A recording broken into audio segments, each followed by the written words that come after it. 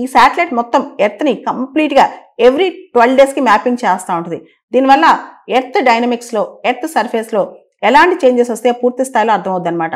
దాంతోపాటు earth changing ecosystems, ఈ భూమి మీద ఎలాంటి ఈకోసిస్టమ్స్ మారుతూ ఉంటాయి, దానికి సంబంధించి ఐస్ మాసెస్, బయోమాస్, రకరకాల పారామీటర్స్, న్యాచురల్ హజార్డ్ సంబంధించిన అంశాలు కూడా దీనిలో మనకు తెలుస్తుంటాయి. దాంతోపాటు డిజాస్టర్స్ని ఎలా మేనేజ్ చేయాలి, క్లైమేట్ చేంజ్, వాతావరణ మార్పు, విపత్తు నిర్వహణ, ఇవన్నీ కూడా ఈ శాటిలైట్స్ వల్ల మనకి చాలా ఇన్ఫర్మేషన్తో మనం చాలా జాగ్రత్తగా మేనేజ్ చేసుకోవచ్చు అనమాట. నిస్సార్కి సంబంధించి నాసా ఇస్రో కొలాబరేషన్ 2014లోనే మొదలైంది. అసలు ఈ సింథటిక్ అపర్చర్ రాడార్ అంటే మామూలు రాడార్స్లో ప్లెయిన్ ఇమేజెస్ పిక్చర్స్ వస్తుంటాయి. సింథటిక్ అపర్చర్ రాడార్లో 2D 3D స్టైల్లో images pictures, high resolution pictures వస్తాయి అన్నమాట.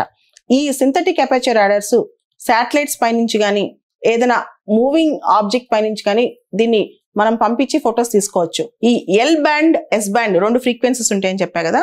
ఎల్ బ్యాండ్ ఏమో నాసా వాళ్ళు ప్రొవైడ్ చేస్తున్నారు, ఎస్ బ్యాండ్ ఏమో ఇస్రో వాళ్ళు ప్రొవైడ్ చేస్తున్నారు. ఎల్ బ్యాండ్ సంబంధించి నాసా వాళ్ళు వాళ్ళ GPS, high capacity solid state recorder, ఒక సాలిడ్ స్టేట్ రికార్డర్ డేటాని స్టోర్ చేయడం కోసం, పేలోడ్ డేటాని స్టోర్ చేయడం కోసం ఇదంతా కూడా చేస్తున్నారు అనమాట. ఇస్రో వాళ్ళు ఎస్ బ్యాండ్ ప్రొవైడ్ చేస్తున్నారు.